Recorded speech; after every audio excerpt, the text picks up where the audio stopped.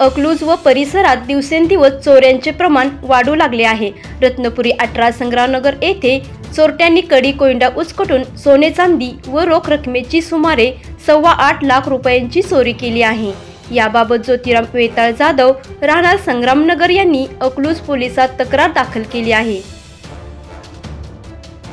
पोलिसांकडून मिळालेल्या माहितीनुसार दिनांक 5 जानेवारी रोजी रात्री अज्ञात चोरट्यांनी जाधव यांच्या घराच्या किचनचा दरवाजा कडी कोयंडा उचकटून व लोखंडी कपाटाच्या ड्रायव्हरने लॉक तोडून सोन्याचे दागिने, चांदीच्या मूर्ती व भांडी, रोख रक्कम असा 8,25,000 रुपयांचा ऐवज चोरून नेला आहे।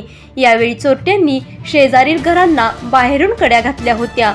ज्योतिराम जाधव यांच्या शेजारील घराबाहेर असणाऱ्या सीसीटीव्ही कॅमेऱ्यामध्ये 3 इसम काळ्या रंगाचे कपडे घातलेले, तोंडाला काळे कापड बांधलेले व डोक्याला टोपी घातलेले तिथून जात असताना दिसत होते। त्यातील एक इसम लंगडत चालत असल्याचे स्पष्ट दिसत आहे। या चोरीचा तपास API चौधरी हे करत आहेत।